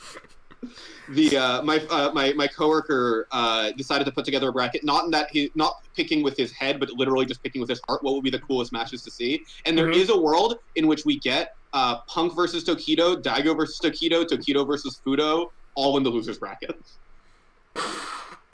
There is a bracket where that could happen. Yeah, and I call that the viewership bracket. Oh boy. But yeah, so Capcom Cup's gonna be great. I'm not gonna be sad with any person in my top 8 winning or losing. I'm more invested in Capcom than I am, obviously, in Tekken. But real quick, Tekken World Tour. iMusician, I want to see you more. iMusician is so cool. So okay, fun iMusician story. So when we went to Evo this year, we went to interview Nee at this they were set up basically like a PC cafe where they were having Nee and a couple of the other Rocks Dragons Tekken players train, including iMusician. And the whole time I'm interviewing Nee, out of the corner of my eye, I see iMusician doing just disgusting things online. And I'm like, I kind of just want to watch this guy now. All I want to do is watch iMusician. And I really hope he gets to play at some real tournaments next year. Yeah, so I didn't know anything about iMusician because, like, my Tekken knowledge is, like, super lax. I watch enough of it to, like, be able to appear on, like, programs, but I'm not an expert by any stretch of the imagination. So I'm watching the Last Chance qualifier, and I just hear, and, like, I have it turned down because I'm still trying to wake up, and I hear Yoshimitsu, and I'm like, who? Yoshimitsu? He's not a character in that game. And then I'm watching, and I'm like, oh, he is a character. Oh, you can get your shit mixed. Yeah. Yo, Boom, you need to be switching from Soul Calibur to Tekken, because you do this shit to people in Soul Cal. You should bring that shit to Tekken. I've got a coworker, my one of our social dudes, Bernard. He is a Yoshi player in Tekken 7, and the bane of the office to play against. I'm not a great Tekken player, but we have good Tekken players in the office, and they despise playing against that. It is just, you just get your shit mixed for 90 seconds straight. So let's talk about this on camera, because we talked about it off camera. Yes. Because this is a concept that I don't think that the FGC is as familiar with as we are as people who cover other esports. Mm-hmm. Anyone who thinks that any of the Akuma changes were for pro play, meaning people who compete on the Tekken World Tour, you're all wrong. Oh no! All of those changes were designed for you fools, so that Bamco, specifically Harada-san, could stop hearing you complain about your matches versus an Akuma. Yeah. Because as we saw with Chikarin, that meter change meant literally nothing. Absolutely zero. And this is just like, okay, he's a little bit harder to use. A pro player already knows how to do all of his hard combos. It's fine. It's just so you stop running into him on ladder. Yeah, it also is so that in pro play, I mean, the one big change is that the meter gain did change how often you saw somebody have 2 bars of meter. Yeah. As Akuma at Tekken World Tour, right? You didn't see somebody constantly with 2 bars, like the Super Akuma moment where like he had like no health and then just like... Yeah, you don't see someone just like magically, oh, here we go, I'm going to do a combo with 2 F80Cs in it. You're dead now. Cool, fun. Yeah, so you're not going to see that anymore in pro play. But you guys have to understand something, is that Bamco is finally trying to balance their game like an esport. And they understand the difference between you filthy casuals in your online play and their actual players. Yeah. You know what it reminds me of? So I talked about how Marvel is my favorite fighting game of all time. My favorite nerf of all time is also from Marvel, between Vanilla and Ultimate, when they nerfed Wolverine, and one of the only things they did to him was make it so that Swiss cheese was a mash input. Yeah. And that was exclusively so that people who played Wolverine online would just stop mashing, and all the players who mashed would stop playing the character. They barely changed the character. He was still fine. I think they changed a couple other things, but he was still okay. It's just that you couldn't mash on him anymore, and so all of the bad players online stopped playing Wolverine, and everyone stopped complaining. It was hilarious. And it's the same thing. It's just like people will stop complaining about Akuma because he just won't be all over the ladder anymore. Yeah. And that's fine. And I think that that's something that fighting game players aren't used to in balance changes. A lot of people think that, like... So a lot of the other companies, I'm looking at you, Capcom, when they feel pressure to balance a character, it feels like their idea of balance is remove them. Right? We saw this with Nash. We saw this with Chun-Li. We saw this with Ryu. We've seen this with Abigail. It seems to me that, like, a lot of these other fighting games, when they want to make a balance change, it's a strict across-the-board numbers switch. And it's like, all right, cool, now you guys won't see this character anymore, so, like, can you please shut up? Whereas I think what Tekken is doing is very intelligent balance changes. Of, like, well, we don't want this character to disappear because this character is exciting to watch. Yeah. So how do we make the community happier while not taking away his tournament excitement? And I think that they're doing a very good job of not taking away his tournament excitement while also making him not a monster in the online experience.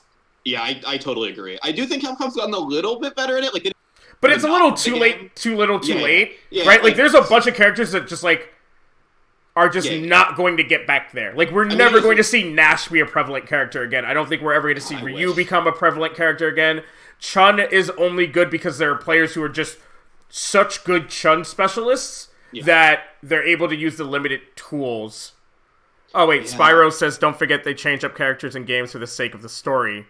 Are we talking about Capcom Spyro? Or are we talking about Tekken? Yeah, who does that? Yeah. I don't know what you're referring to. It's just like, yes, canonically. Well, he says both. He says both. Okay. Well, canonically, Paul Phoenix is the second strongest character in the Tekken universe. It's like him and then it's like Heihachi and then him after, like, ogres and all those guys. Yeah. Right? So, like, he's fine. You know, I don't think he got buffed because canonically he's strong. If we were going by pure lore, Akuma would always be the best character in every Street Fighter game, which he sometimes is. Yeah, so Spyro, what we're more talking about is, like, patch changes. Not so much like Street Fighter 4 to Street Fighter 5. Like, Season 1, there's been no lore change in Street Fighter 5 right now, right? Like, the story hasn't progressed. Season 1, beginning of Season 1, Ryu was busted. Like, no arguments could be made any other direction. Nash and Chun-Li were also really, really busted. Then, Capcom said, alright, we're tired of you guys complaining about Nash and Chun-Li, and they became non-characters. Yeah. Like, name the last Nash you've seen since Bonchan dropped him. Not a one. Not a one. Not a one. So that's more what we're talking about. We understand that there are, like, changes made to characters between, like, game to game, right? Yeah, of course. Granted, there are characters that their tools, which is something that I was going to get into, remain prevalent in such a way that you won't see them disappear. So, for example, you know, Eddie. Eddie's been a top-tier character since Eddie was released because Relax is very strong. Yep. It's just, and you'll see the same thing in Street Fighter. Look, Akuma's always going to be a good character because he has everything. You know? Yeah. He just has all the tools, and thus he's a strong character. It's really difficult to make a bad Akuma. Right, it's the same thing with Rashid recently, right? Like, everybody thought all of those Rashid changes and we would never see Rashid again, and then people realized, oh, wait, no, Rashid just has so many tools that the numbers don't matter. Yeah. The numbers would have to go Nash level of changes for Rashid to just not be prevalent. And that's the thing with Chun-Li, right? Because Chun-Li does actually have a lot of pretty strong tools, it's just they kind of destroyed her numbers a lot. Yeah, so that's more what we're talking about. We understand that, like, a character is going to change from game to game. That's how it works, right? It just happens. It just happens. Yeah. Ryu, like, we're never going to see Ryu from, like, we're never going to see, like, Third Strike Ryu or any of that again, right? We're not going to see those glory days.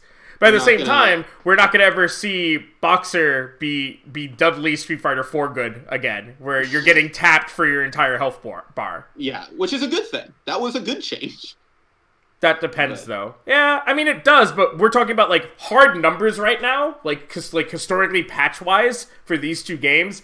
I think that Tekken has done a much better job of patching characters in a way that gets the community behind the changes but doesn't change their viability as a tournament character. Whereas with Street Fighter V, I think that the way that they've been patching a lot of characters for the first 2.5, 3 seasons has not done a good job of keeping a character in a place where it can be played in tournaments. And whether or not you think that like, well, there was this change in Tekken and so that nullifies your point or not, I think you can't disagree that like 3 of the biggest nerfs in Street Fighter turned those characters into strictly relatively unplayable, and that's Ryu, Nash, Chun-Li, to an extent you could also maybe say Abigail. Whereas, like, a lot of the changes that they've made to characters in Tekken, I haven't seen the character. Like, they've made some Devil Jin changes. You still see Devil Jin. You know, they made Shaheen's a great example, right? Shaheen was, like, silly when Tekken 7 launched, right? He had 4-1 jailing, and it was stupid as hell. And then they nerfed him, but they kept the things that made him like a real character, and they've slowly chipped away at him every year because he's still good. But like they've kept him good because he has a unique, interesting play style that they think like adds to the game. But yeah, so it's not that I'm picking on you. You're the only person talking in chat, Spyro. So I'm just responding to what you're saying. I don't want to be mean. I do think that it's like. It's like more, it's not like an individual changes thing, it's more of a balanced philosophy thing. And I think Capcom's adopted a Spyro, when we say they're unplayable, like, what we mean is that it's been a minute, you know? Spyro, it's been a minute since those characters were good. Unplayable doesn't mean that you can't play them physically in the game. Unplayable means that, like, they don't have... Oh, I've lost internet? Hello? You kind of cut out for a second, so... Hi. I can hear you now. So, but it says I'm reconnecting to the stream. Oh, okay. Let's wait a sec.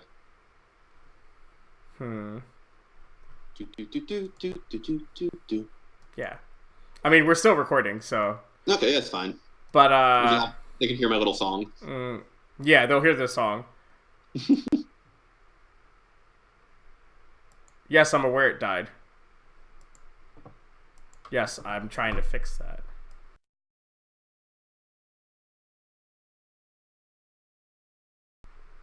Hey, we're back. I think we're back. I'm also going to have to actually edit this video for the first time because I'll have 2 separate videos to put together.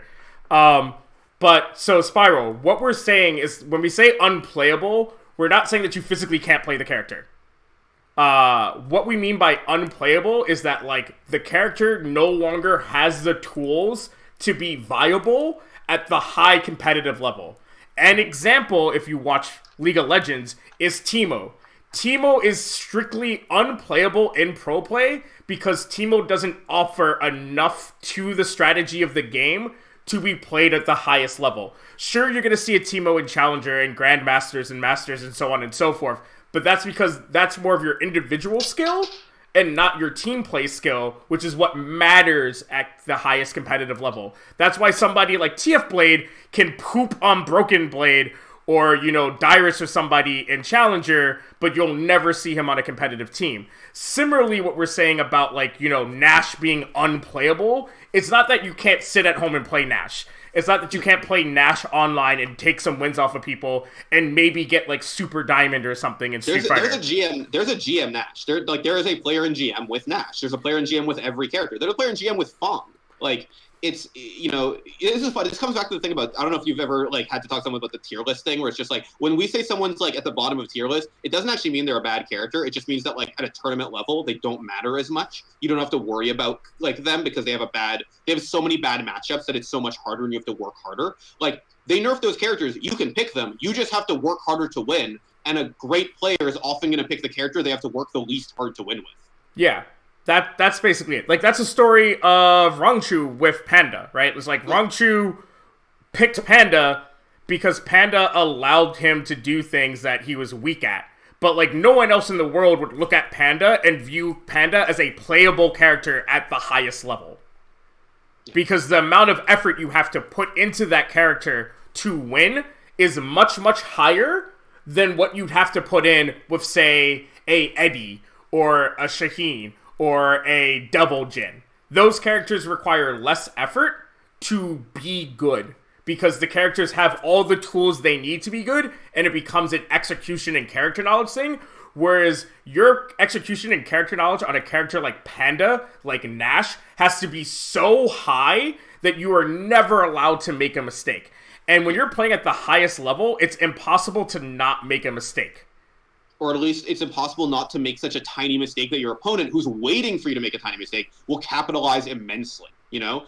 And, like, if you've got a bad matchup as Nash, I actually have no idea what Nash's bad matchups are, but, like, I'll use my example because I haven't seen him in forever, but, like, I play soccer. Here are my bad matchups. I can't do anything against Akuma. Great. Akuma is one of the best characters in the game. If I'm going to a bracket with Sakura, I'm really hoping I don't run into an Akuma, which is a terrible thing to hope for. You know? That's how and that's where like tier lists come from. Is like this character not only has a lot of really good tools, but plays very well against other characters that also have really good tools. That's why Karen stays at the top of a tier list, because not only does Karen have really good tools, Karen's tools are very good versus characters that also have really good tools. But wouldn't that be the same as telling a person to get good even if their characters were nerfed? Like, isn't that a good thing where the player challenges? No, it's not the same thing. So when there's a difference between when a character gets nerfed, you have to figure out first if that character is like still good. It's still let's use the word viable. Right? Did that nerf take away their most important tool? Did that nerf make their bad matchups worse? Did that nerf give them a bad matchup against a character who's super prevalent in tournaments, right? Like, that's kind of what you have to assess. And if you're a tournament player, you might choose to say, I got to stop playing this character because I can't win with them anymore. If you're an average player, 99.999% of the player base, you'll be like, I'm going to tough it out. I'm going to keep getting good with this character. And that's awesome. That's super admirable, right? But, like, it's really difficult to tell, you know, Bonchan, who's a, you know, really strong player, you know, it's really hard to tell him that, like, okay, we've taken away Karin's crouch middle kick is no longer special cancelable. It's really hard to tell him to stick with Karin. Yeah, like, that's the thing. Like, for example, Bonchan is someone who you're talking about. Bonchan's favorite character in Street Fighter, bar none, is Sagat. Sagat is just not good enough competitively. They have given him more and more tools since the character's release, but Bonchan, the guy who everyone expects to play Sagat no matter what, recognizes that that character right now is just not in a place that he can play viably, competitively into other characters that are also good against the top players in the world. That's what we're not measuring a character's viability on the casual level. That's impossible, right? Like, every character's good. Every character's good. I lose to Fongs. Yep. My buddy at work is a Fong player, and he beat, like, we go regularly 50-50, right? Spyro, like, we're not talking about literal moves being taken out. We're talking about a character's numbers. So, like, there is no character, I think, in Street Fighter nor Tekken who has literally had a character deleted from their moveset 100%. Yeah, I don't think so. What we're referring to is, like, when a character's numbers gets tuned in such a way that the character's options just aren't good anymore. A good example is Nash. Nash's teleport got changed for his V reversal. His V reversal. Yeah, the distance for his V reversal got changed, so it wasn't just like, oh, I V reversal and I'm like a quarter of the screen away. Yeah, it wasn't a get out of jail free card anymore. Yeah. But then they also did things like, oh, his middle punch has a few more extra frames of recovery on whiffs, so you can't just, like, throw it out wildly in neutral anymore. Yeah, and they also changed. So much more recovery, they changed how much damage his CA did. Like, you used to, if you go back and you watch EVO 2016, you'll see Nash players just throw out their CA at the start of a round to, like, take a quarter of a person's health away, so that you started the round with life lead and an O-key. Whereas, like, they changed the damage, so one, his CA did less damage than most other CAs, but so, like, you couldn't just throw it out at the start of the round for free and waste all your bars. So that's what we're talking about. We're talking about things that made a character very good and worth playing at a high level being shifted away to different numbers so that the entire playstyle is so drastically changed that they're just not good. Like, I was a Nash player in Season 2 because I was like, oh, I build up CA, I can win round 1, and then I start round 2 with a quarter health life lead. Yeah, that seems amazing. Yeah.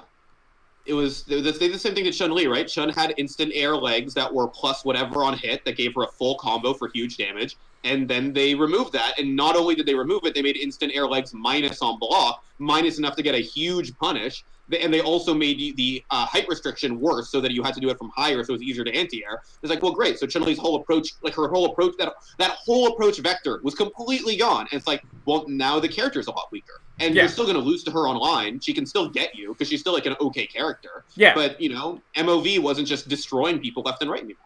Yeah. So that's all we're talking about. And you said that you got it, so we don't have to harp on this anymore. Yeah. So my next question for you to round out the night is, we're heading into 2020. What do you want to see in fighting games in 2020? Okay, I am really interested in a lot of the big crop of fighting games coming out. We obviously have Arxis, they have Grand Blue Fantasy, and then we have the new Guilty Strive. Yeah, Strive. What I'm really interested in is, I'm super interested in games trying to marry, staying mechanically complex while also actually being genuinely accessible to a newcomer. I know that a lot of people are iffy about some of the things that Ishiwatari has said about Strive and the things that Arxis have said about Grand Blue, but I'm really interested in attempts to make fighting games more approachable and less intimidating to a newcomer that don't actually kind of take away from the highest level of play. And I don't necessarily know what that looks like. If I knew I would be designing a fighting game right now and I'm sure I could make money or something, I won't. That's not how fighting games work. But I wish I knew what it was. And Patrick Miller, who has been on your show before and has written a lot about this stuff on Twitter on his Medium page, it's a really hard thing to do. It's really complicated. I really hope that we see more approaches to that, of trying to, give fighting games to more people, because I want to share this beautiful genre with more people. But I think Dragon Ball did a good job at that. Yeah, it did. It's just, I think Dragon Ball at the highest level just sort of became a game about blocking, which is really difficult to get people interested in. Yeah, I agree. I think for 2020, my dark horse is I want to hear people stop talking about Street Fighter 4. That game was 4 or 5 years. Well, so what I mean is the people who still go on Twitter and chats and say oh man, trash game, Street Fighter 4 was so much better, blah blah blah. Get over it. Your game is 5 years old now. Move on. Street Fighter 4 was a good game. I love Street Fighter 4. I also really like Street Fighter 5. They're both good games. They can be different. It's okay if you love your game so much, play your game, revive it. A lot of the people, this is not me calling out anything, but a lot of the people I see talking shit about how Street Fighter 4 was better, they ain't playing Street Fighter 4 right now, Yeah. If you love your game, play your game. So that's number one. Number two, I'm hoping for a new Marvel. I'm hoping that, and this is to say, I think MVCI was good. I think it wasn't given a chance. MVCI was a great game that just had an unfortunate launch. Yeah, that's number two. And then number three is I want Street Fighter V to become the first esport fighting game where it never gets a new edition. It just continues to get better year after year after year. And I know that that's something that probably Street Fighter fans or fighting game fans in general aren't looking for. That they want, a Street Fighter 6 where it's just a revolutionized platform. But I think that that's where Capcom is heading. I think Capcom... They are, yeah. I think that they're totally okay with what I want. Is I don't want to have to buy another Street Fighter ever again. I want to pay for my season pass if I have to. Maybe skip on characters that I don't want to play. And which is what I'm doing with Soul Calibur right now. I don't have a season pass. I just buy the characters I want. And I want Street Fighter V to become the first platform esport for the FGC, where just year after year, we get more V skills. I think there's a way where they can fix some of the things the community wants fixed about this game by just adding features on top of the game. We're getting new V skills, which is already answering the defensive problem that a lot of people talk about in this game. And creativity, right? Adding another V trigger and another V skill already adds creativity. And I think if they do right with the new V skills, where it's not how they kind of messed up V triggers, where they were where it's still functionally one V trigger is just better than the other, right? Ibuki's V trigger 2 is better than V trigger 1. Yeah. Just is. The mix-ups are better. If they do the V skills right, I think that you're going to see people be a V-Trigger 2 Bison who uses V-Skill 1.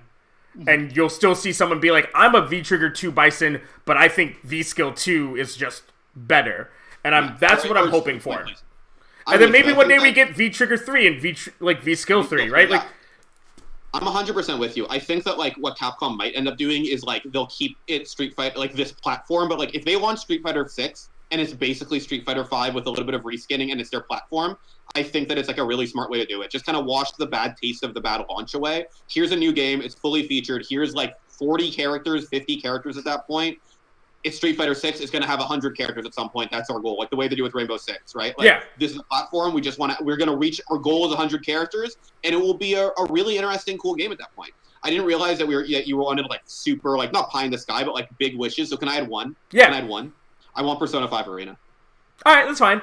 Oh yeah, my I think, but so the thing is that I think my Street Fighter wish is closer to like your initial wish. My first two are definitely pie in the sky. Yeah, you said Marvel 4, and that's like, yes, I want Marvel 5 technically. I desperately want that, but since you said that, I'm like, well, Persona 5 Arena is like, you know, please Santa for Hanukkah, give me all I want is Persona 5 Arena, because if Marvel 3 is my first fighting game love, Persona 4 Arena was my second fighting. Oh, I love that game. I still play it on my Vita. So good.